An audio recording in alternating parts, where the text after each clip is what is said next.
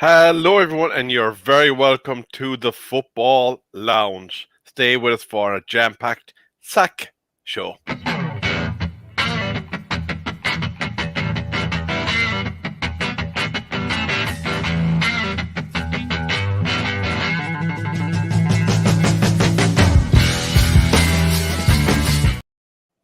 And you're very welcome to Saturday Night Live. Oh, wait, no, that's the wrong show. Gentlemen, how are we doing? You're very welcome to the Football Lounge. And we're going to talk manager changes shortly. Some managers are about to be shown the red card as seen in our intro. But let me welcome, first of all, resident troll and Anthony impersonator Cullum, and our boys from South Africa, Frank, who supports the proper team, and Ross.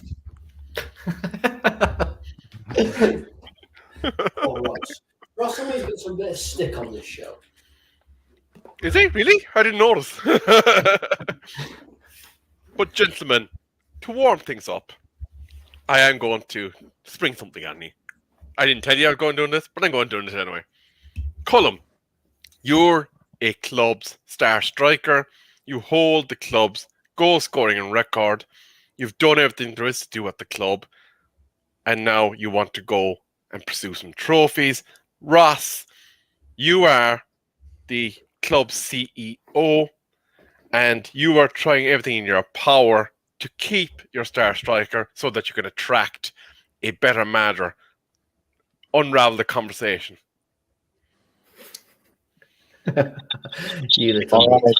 All right, star striker. I see you back. I'm gonna tell you something. I'm gonna make it quick. If you don't want to be here, get out. Get out. We're not a one club. We're not a one man team. Get out. Get out. If you think we need a better manager, I'll tell you what, Dave in the under 21s, he's got those players playing well. They're playing for the badge. You don't see them. You don't see under 21s coming here for 100K a week. Get out, star striker Colm. We don't need you here. No, I'm joking. Listen, we want you, but got to be realistic with where the club is going at the moment. The team needs to be peak, and you are really beneficial to the team. We're not going to hold you back. You are probably on the most wages in the club, and we've already done everything in our power to keep you here. There's nothing more we can do. The decision is yours.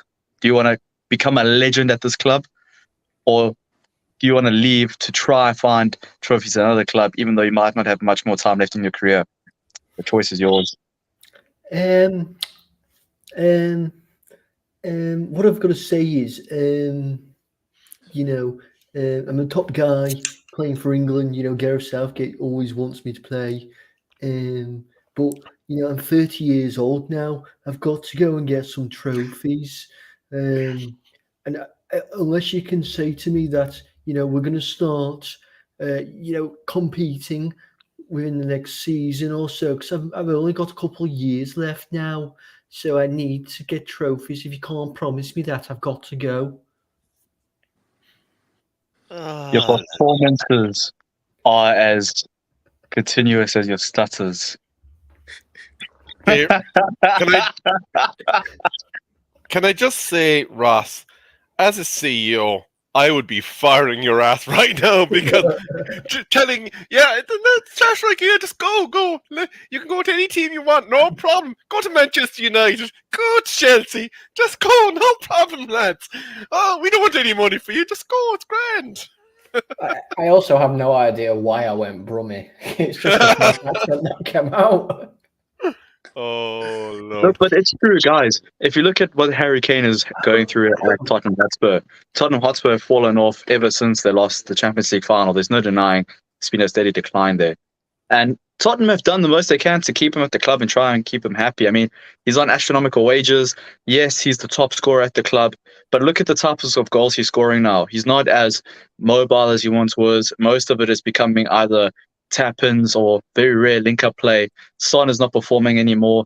And if you're going to get rid of Harry Kane now, this could be the best time because you could maximize the amount of money you get for him. He is going into his 30s, which means his value will decline. And I honestly think it's time for a Tottenham Hotspur rebuild. They've spent a hell of a lot of money on the new stadium. And to still keep sustainable, Harry Kane needs to go. Yes, indeed, gentlemen. I want to thank you for your. I'm not even going to say your B movie, your Z movie acting. We will try and improve this as the Football Lounge evolves over the coming weeks. But I do need to get some housekeeping on the way before we get into tonight's topics. And that is that we're sponsored by Rate.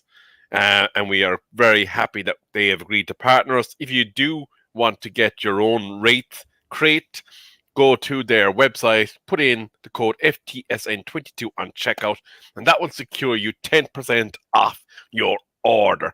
Thank you very much, Rate. Now, we did start by taking the Schmeichels out of Tottenham. On Monday, it is given the big belly laugh to your acting. That's brummy, mate, he's saying. But, gentlemen, Antonio Conte, a manager that has seen it all and done it all, has won trophies almost everywhere he went, has now looked like he's going to follow in the footsteps of one Jose Mourinho and leave Tottenham Hotspur without winning a single bit of shiny silverware. A serial winner that we were laughed at Manchester United for not taking. What do you think, gentlemen, has gone wrong for Conte at Tottenham? Well, a lot of things that he's been saying recently after matches has caused a lot of issues within Tottenham, and Daniel Levy and Joel are not very happy in regards to these comments. Now, we know Conte is a very outspoken person anyway. He doesn't keep his cards close to his chest.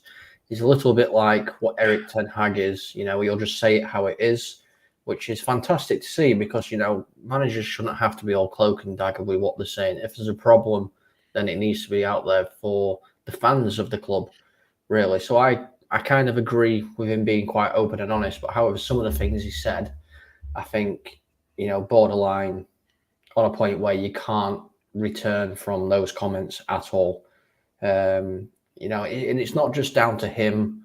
The board, I believe they've let him down. They've probably promised him X amount of stuff and they've not fulfilled their end of the deal. And obviously the team's let him down as well because they've been so inconsistent this season.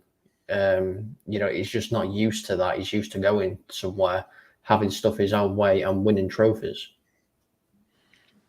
Frank?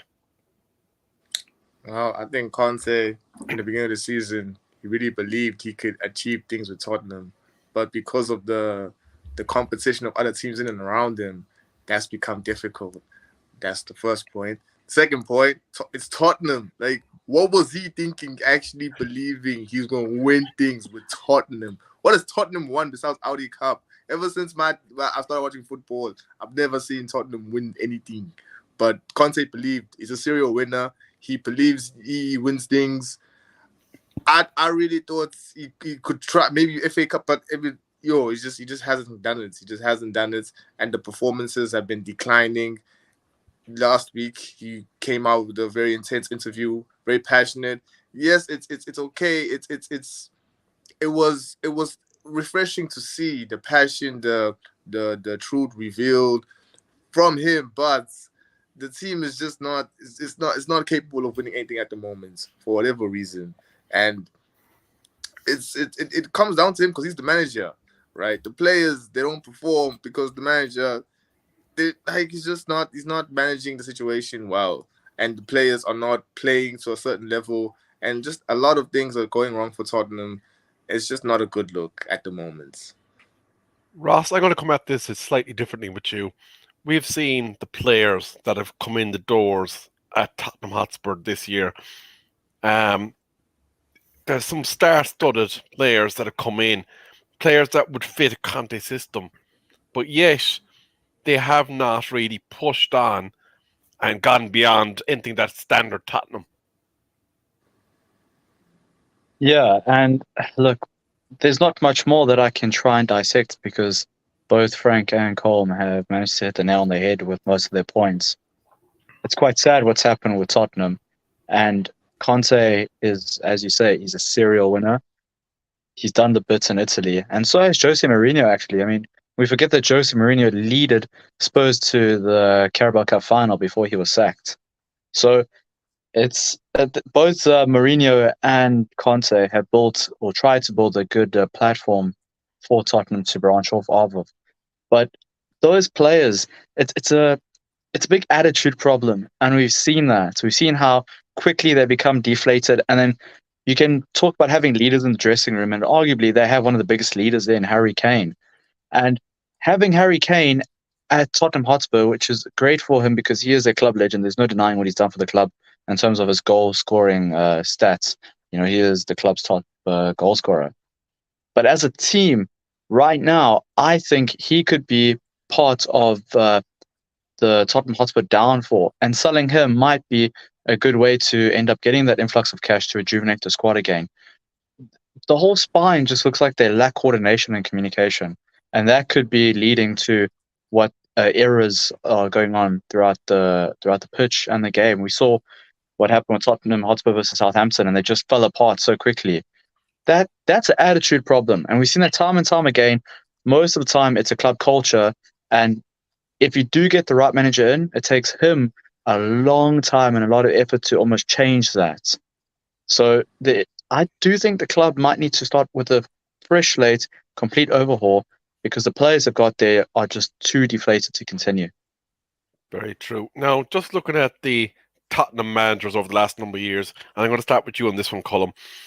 Mauricio Pochettino, back in 2014, came over from Southampton, and he did improve them. He did bring them on, and in the end, they did a bit of a Brutus and stabbed him in the back. He then went off and managed Paris Saint-Germain, which we obviously know ended in failure because there was no control available to him there. Jose Mourinho, who won literally everywhere he went, including Manchester United, arrived in, set up his stall, and they sacked the serial cup winner before cup final. Roy Mason then took over in temporary charge before the long, drawn-out saga of trying to appoint Nuno. If you remember correctly, it was reported that multiple managers rejected Tottenham Hotspur at that time, and they had to give certain assurances to Nuno to even get him to come across the line. And then, shortly after, Antonio Conte is seen as the big, massive, shiny signing after El Sacchio between United and Tottenham. We were much criticised, and let's be fair, if you give a manager of his calibre room to set up his stall, 9 times out of 10 he's probably going to get it right. So what we have to ask now at this stage is whether or not there's problems up top, whether Daniel Levy is affecting their development, or is it a case that there's a lack of patience? I think you can kind of say it's, half a dozen of one, that old saying. The fact that they've struggled to get anything, Pochettino, when he was there, was a fantastic manager for him. Got him to the Champions League final they got to. So, that's a massive achievement there.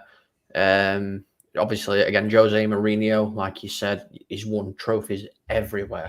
If that guy cannot get a trophy for Spurs, then something's seriously wrong. Because when he takes over a club, they might as well print whatever club he's at. They might as well print a name on one of the trophies because he's going to win it. Nuno, I mean, I wasn't a massive fan of that appointment. I didn't think he was going to do very well anyway. I think he was slightly overrated, and the step was far too big. And then obviously you've got Conte now. I think, like I said, I think it's the fact that they're not getting backed enough. They're being promised these things and they're not being delivered. And then obviously when things go arse about tit, Daniel Levy doesn't want to take the blame, and he puts the blame on the managers and pulls the trigger far too quickly. Absolutely. Frank, Gareth Southgate, much respected England manager. would he be a fit for Tottenham Hotspur? Gareth Southgate. I have my Gareth Southgate. That's an interesting manager. I have my opinions on his choices of players for the national squad, but it seems to be successful to some certain extent, right? At Tottenham, I don't know. I think Tottenham lost the plot once they changed because the playing style with from going from Pochettino to going with the likes of Mourinho and Conte. Because in their successful years, they're successful. When I say success, they reached the pinnacles of the Champions League. The Champions League final, that was a success. They could have won it. They got second place. They got a medal. It's things they're not used to, right? Right. So with that playing style, with that mindset going forward, the next season didn't work out for Pochettino, but the next appointment should have been someone similar to that. But instead, what they went for were proven winners that play a different philosophy, a different playing style altogether, right? That took time to develop for these proven winners. It didn't just happen overnight. Southgate, I don't think he has it. I don't think he has it for Tottenham. I think that's too much of a.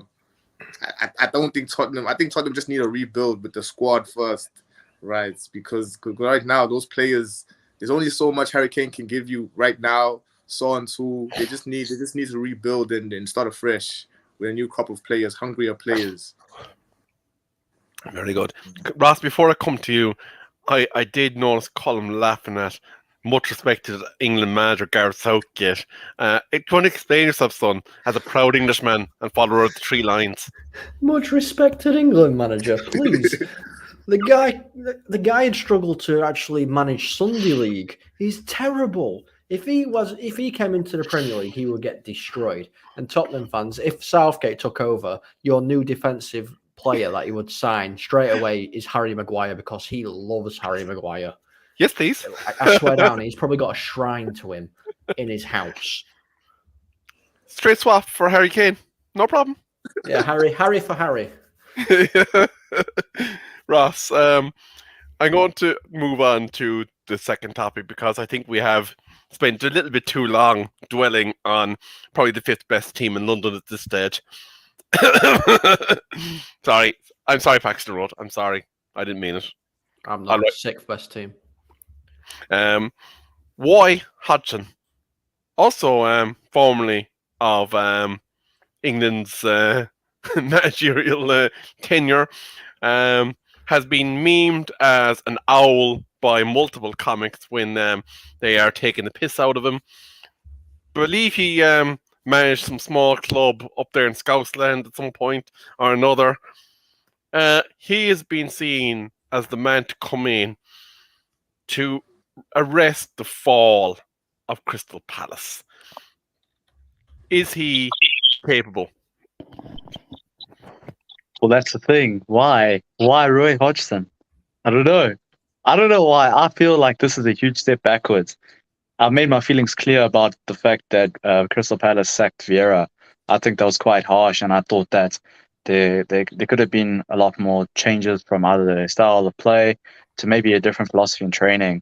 But firing Patrick Vieira just didn't make sense to me.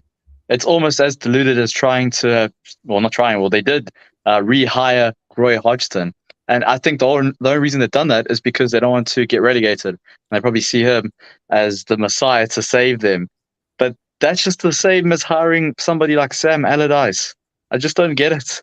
If Crystal Palace was serious about their ambitions and trying to push up in the league, this is a huge step backwards. And I feel sorry for the Crystal Palace fans. They are probably kicking themselves right now because they know what to expect. Pragmatic football.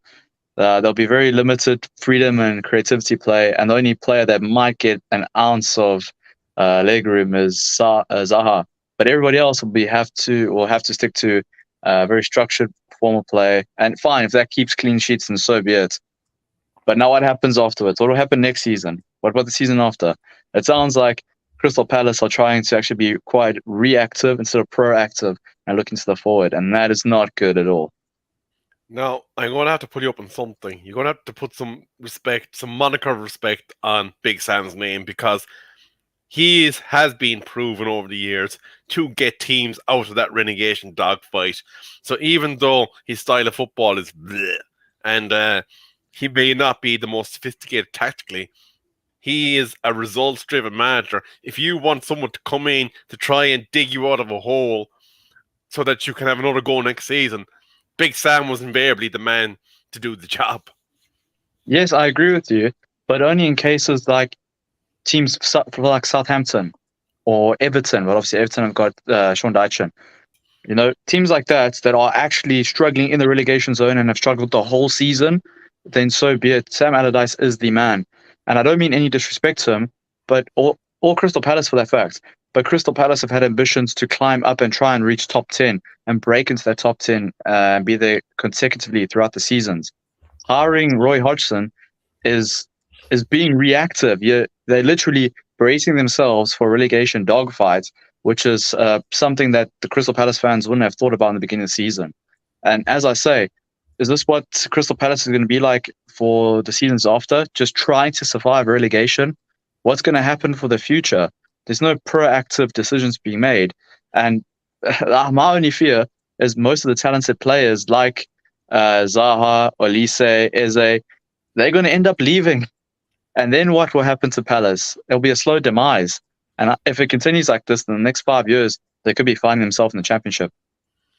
Colm, interesting stat for you. Roy Hodgson has become the oldest manager ever to be appointed in Premier League history at the tender age of 75, breaking his own record when he said it the last time he was appointed and also the time before that. So the current three oldest ever appointments are Hodgson, and Hodgson. Yep, 100%. I mean, he started his managerial career in 1976 for Halstead BK. I mean, how many of us were around in 1976? This is what I mean. And this guy's now managing in the Premier League. I just do want to say it's not a permanent position. It is until end of the season. So Ross's theory there of Zaha and everybody leaving might not happen because it is only till the end of the season. It's a stopgap.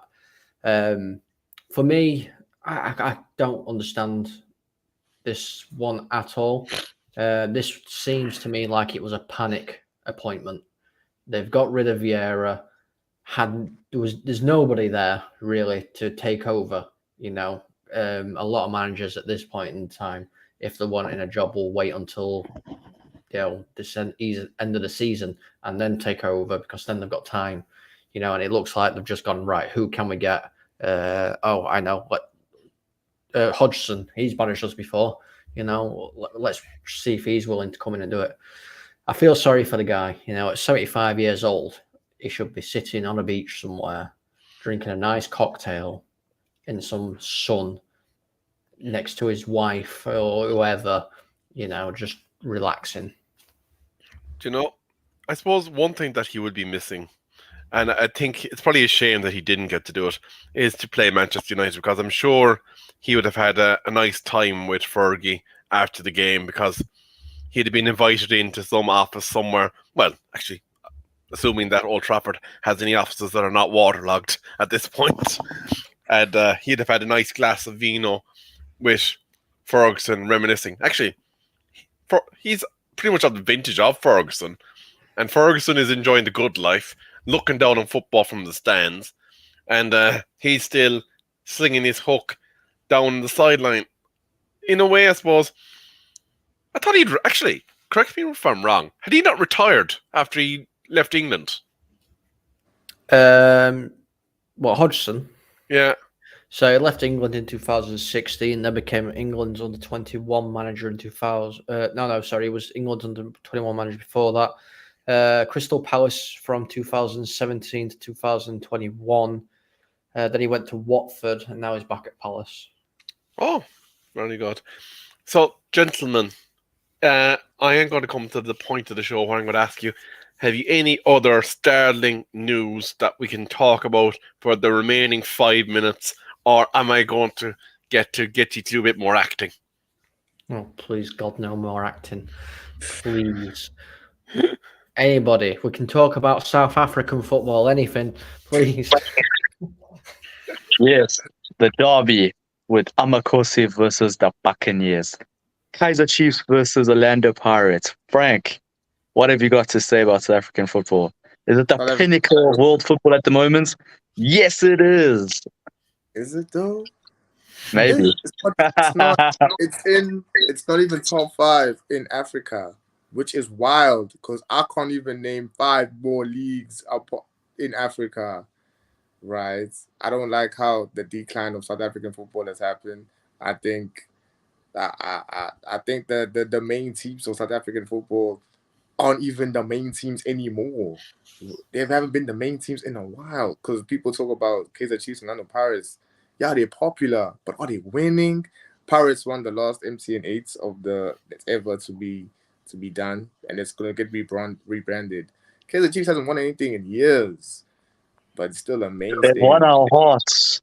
That's all that matters. Ross, we already make fun of Tottenham. That's Kaizer Chiefs already. Nah, I expect more from what is said to be one of the best leagues in Africa. But Mamelodi Sundowns are doing quite well in the CAF African Champions League, aren't they? They are, but that's like supporting Man City. It's just money FC. It's not really fun. It's not really fun, right? I heard Haaland is injured, right? Which makes the title race interesting because now we knew it was over. What are you talking about? It makes our FPL interesting. That's all about it. No, the Gentlemen, title race is over. What you saying? You saying Arsenal winners? No, just to let you know, Arsenal's winning this. it's a groin injury, and Groin he's only injury. going to miss. He's only missing the international break. He's going to be fully fit and ready to go by Premier League restart. Trust me. Oh, okay. Gentlemen, to finish up, I am going to play a game called Guess the Player. No. So, we're going to go around the houses. The first clue is going to go to you, Colm. Then I'm going to go to Frank. Then I'm going to go to Ross, and you're going to have the opportunity to answer or pass. So, this player was born in 1977. That could be a number of players. Well, I'm not going to give you the kitchen sink at the start. 1970. I'll pass it on. Frank, Zlatan. you get a clue first. Okay. His youth career was with Tottenham Hotspur. 1977. Modric. No. Ross, his first senior start was with Mallorca. Modric. I was looking for the oldest players.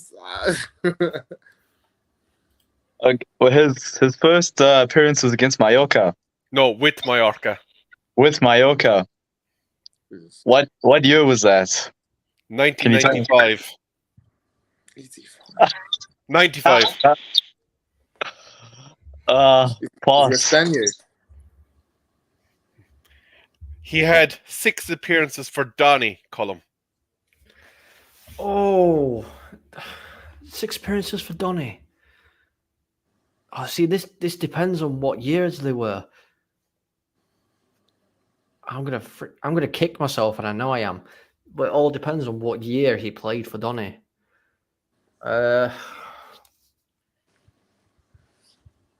have to pass it for now. Frank, he's a midfielder / left back. Midfielder / left back. Midfielder / left back. Danny Rose. No. Ross, he is South African. Hang on. Danny Rose, that is so funny. You shooting just random names here. Is it Stephen Pienaar? No. Oh, His place of birth, Colm, was Cape Town. So he played where? His youth career was in Tottenham. His first senior appearance was with Mallorca. He made 6 appearances for Donny. He is a midfielder / left back who's South African and born in Cape Town in 1977. Is it Quinton Fortune? Yes, sir. It is Big Quinton Fortune. It was No the last idea one who that that when you is. said midfielder and left back, I was like, is it Quinton Fortune? And then when you said what country you're from, like, yep, it's Quinton Fortune. And that is where we will leave the show tonight. Thank you for playing Guess the Player. I did think you would enjoy it when there was a Donny connection column. There it is, the Donny Army. But, gentlemen, this is us signing out. Good night.